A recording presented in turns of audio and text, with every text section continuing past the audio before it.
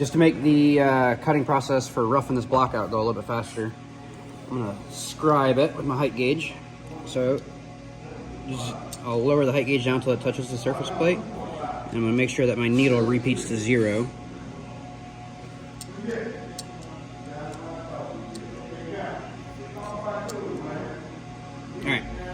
All right, looking at the blueprint, it is on the height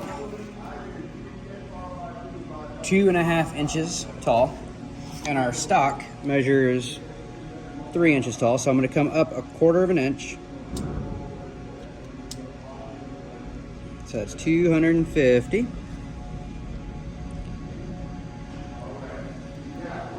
Lock the cam lock on it, and then single scribe right across.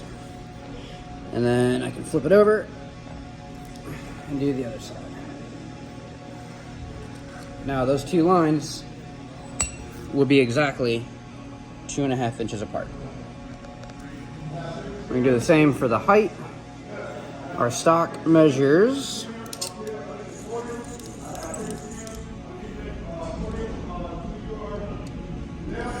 just a little over 4.5. So I have plenty of room to take 1/4 inch off each side.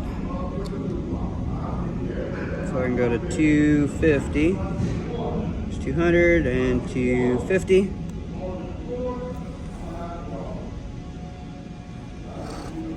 Now because this one wasn't the exact length, it was exactly 3 wide, so taking 1/4 off each side was easy. I was able to flip it, but this one's not exactly, so then I'm gonna go ahead and 0 out my inch mark.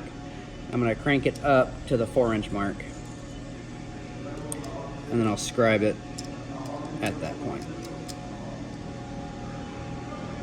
And then we were on the 50 mark when we started. Were we? Alrighty. Here, up 250. Yeah, so we're on the 50 mark. I'm gonna 0 it, I'm gonna come up 4